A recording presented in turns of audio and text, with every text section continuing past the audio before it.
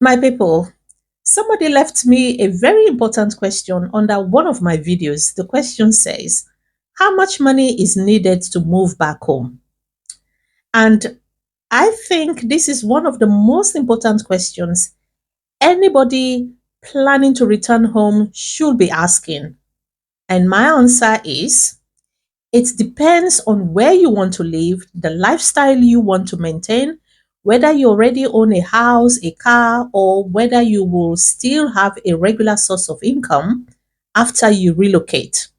So today, instead of me just naming a figure of how much you actually need to return back home, why don't we just maybe do some calculation together here? And I am going to use Sierra Leone as my example because the cost of living can be completely different depending on whether you choose to live in the city or in the rural area. So stay with me because when we add everything together, you may be surprised at how much you actually need. The first thing we need to know is there is no one figure for everybody. What do I mean by that? When people ask me, oh, Maria, how much money do I need to move back home? I cannot simply give you a figure of how much you need. The reason is because two people can move back to Sierra Leone or back home and have a completely different expenses. For example, one person maybe already own a house, own a car, cook their own meal, or live a simple lifestyle. Whereas another person may be renting a modern house in the city of Freetown, because they don't have a house. They will be eating out in restaurants because they don't like cooking, or they will be using taxis or Keke because they don't have a car. And they want to maintain almost the same lifestyle they had when they were in abroad. So those two people, they do not need the same amount of money. So before you relocate, ask yourself this question: what kind of life am I actually planning to live? So let us start with someone who wants to live in the city. So let us start with accommodation first. Let's assume that you don't have a house back home. That means you have to rent a house. So for the purpose of this example, let's just budget around, maybe because you want to live in the city, and in order for you to have a decent house in the city of Freetown, you need to spend around 2,500 to 3,000 pounds per year. So this amount is just the minimum if you want to live in a decent house. But if you want to live like in a broad standard house, you will get it. But you are looking around maybe 5,000 pounds to even up to 20,000 pounds if you want to live like the abroad standard. That means you need to spend more. Like I said, it depends the location you want to live or the condition of the property that you are expecting. But when I said between 2,500 to 3,000 pounds per year in the city of Freetown, that gives you a very decent house. So let's just use the maximum amount. Let's say maybe the house you're going for, it will cost you 3,000 pounds per year. So now let us look at eating out. If you're the type of person who likes to eat out. And this is where things becomes very, very interesting. So let's just say, for example, if you're someone who likes eating out regularly, your lifestyle can become very expensive very quickly. Let's assume maybe you spend approximately maybe 50 pounds per day on both breakfast and dinner. That is per person, one person alone. You're spending 50 pounds per day. So if you times the 50 pounds times 12 months, that is 365 days. And this will give you a total of 18,250 pounds per year. My people, look at that number again: 18,250 pounds just on eating out. And this is why I always said that relocating to Africa does not automatically mean your life will become cheap. If you take an expensive lifestyle back home with you, you can still spend a lot of money. And remember, this calculation is for one person. So if there are two of you spending at that level, the cost could potentially double. So now let us look at transportation. So if let's say you don't have your own car, you use local transportation such as Keke or taxis, and let me say you spent maybe £5 per day on just transportation to go around. So if you multiply the £5 times 12 months or 365 days, it will give you a total of £1,825 per year. And remember, this is just an estimate. Some days, maybe you might spend less. Some days, you may spend much more, depending on where you are traveling. So let us look at electricity here. Let us say you are using pay as you go electricity, and maybe you spend, let me say, £40 per month. And if you multiply £40 times 12 months, it will give you a total of £480 per year. Again, your actual electricity cost will depend on your household appliances. Maybe you have air condition, fans, and maybe much more. So it depends how much the electricity you are using. So now let us look at the internet and your mobile phone. For the internet and mobile data and your phone credit, let's say maybe we'll budget it, maybe let's say £100 per month for both the internet and your data. Let's say both cost you £100 per month. And if you multiply 100 times 12 a month, it will give you a total of £1,200 per year. And for somebody coming from abroad who is used to being connected to all the time, internet is probably going to be an important part of your monthly budget. So don't forget that. So now, let's just add everything together. For one person living in the city, accommodation is £3,000 per year. Eating out is £18,250 per year. Or local transportation is around £1,825. Electricity, it's £480 per year. The internet and your phone credit, maybe £120 per year. So if you total everything together, it will give you £24,755 per year. And this is just an estimate. My people, please understand something else. This is not your complete cost of living. We haven't included everything else. You haven't included maybe your medical expenses or your emergency fund or your flight. That is, if you're going back home, the cost of the flight. This is not included. Or your clothing, if you're buying clothes, is not included.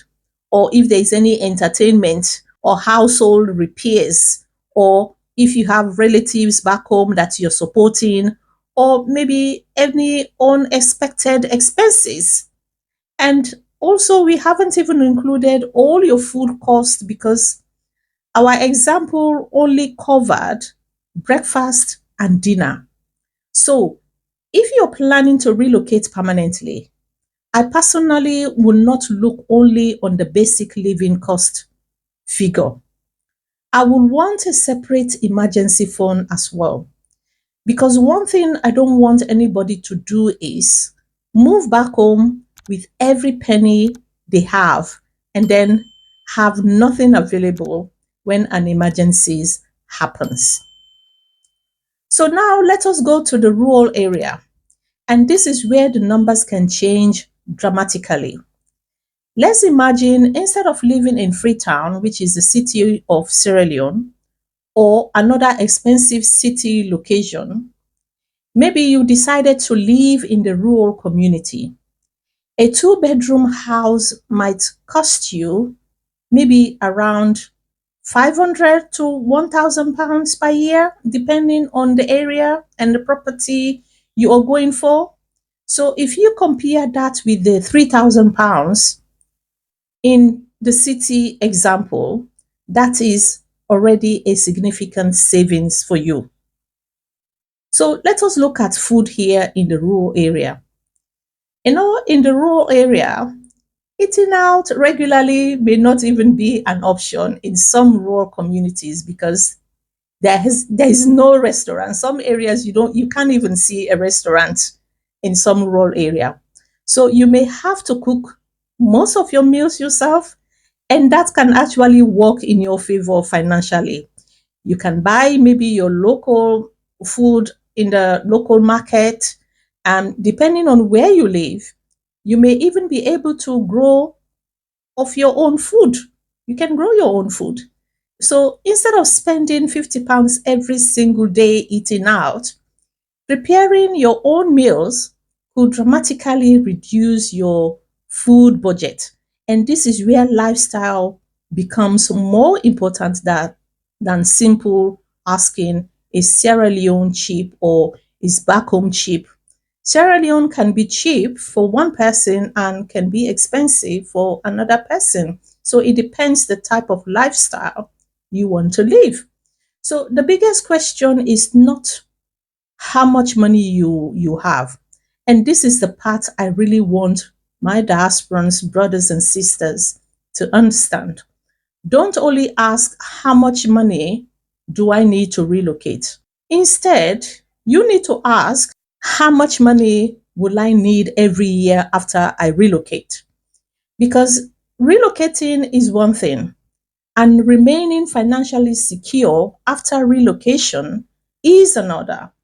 Imagine you move home with £50,000.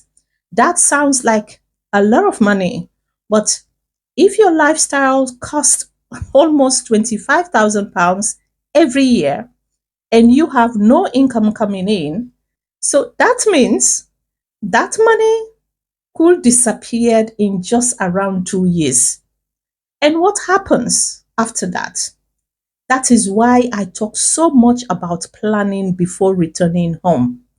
So don't just have savings, you need to have an income. If you're planning to move back home permanently, think about where your income will come from. Is it from your pension or rental income, or you have an investment, or do you have a business or remote work, or do you have a combination of several income streams where your money will be coming from? Because I don't want you to spend 20 to 40 years abroad, save all that money, and then you relocate back home, and then slowly you're watching those savings disappearing. Because why?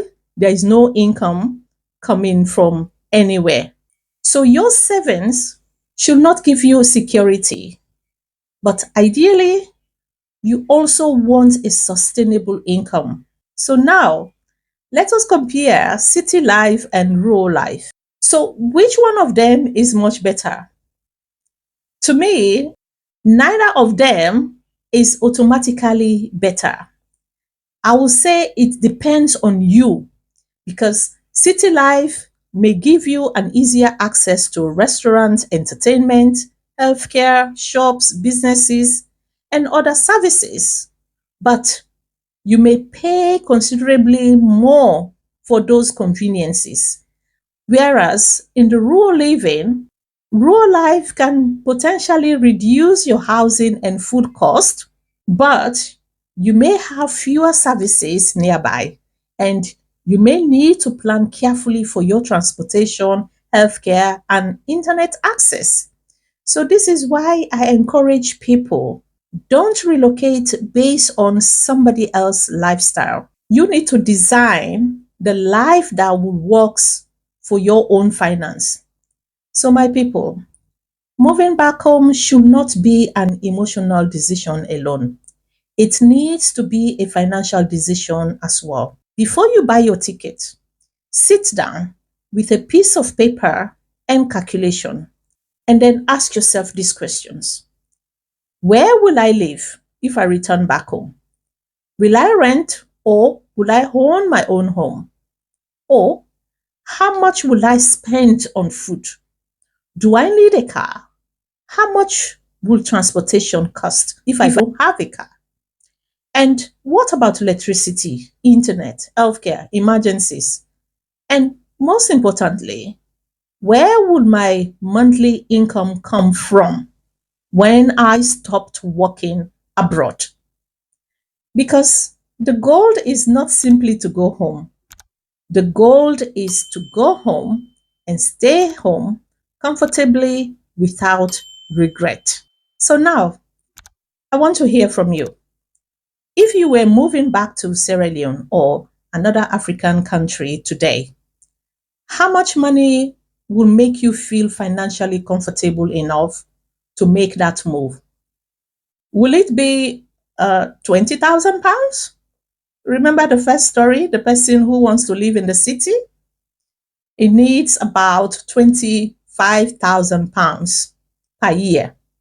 So this 20,000 pounds will not be enough a year. Or would it be 50,000 pounds? That will take you maybe 2 years. The whole money will just finish off. Or would you rather have a smaller amount of savings but a guarantee monthly income, such as maybe you've already have investment back home, or maybe you have your own house back home? That means you don't need to pay a rent, and you have your savings and you have your investment that is bringing income for you. So let me know in the comments, because I think we can learn a lot from each other's experiences. And if you've already living back home, please tell us what your real monthly expenses look like. Your experience could help somebody who is planning their return. And if you find this video useful, please like, subscribe, and share it with another person in the diaspora who is thinking about going home. So until next time, my people, plan carefully, protect what you've worked for, and don't just go home. You need to go home prepared. I'll see you on the next. 'Cause knowing you was my